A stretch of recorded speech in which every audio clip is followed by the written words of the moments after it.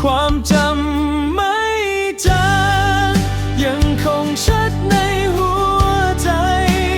แม้เวลาผ่านไปเท่าไรก็ไม่เคยเลือนหายทุกคำที่เคยบอกทุกอ้อมกอดที่เคยมียังคงอยู่ตรงนี้ไม่ไปไหนเลยความรักไม่จบแม้เราไม่ได้เดินร่วมทางยังคงฝากรอยไว้ลึกข้างในไม่จาง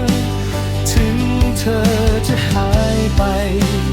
จากชีวิตฉันแต่เธอยัง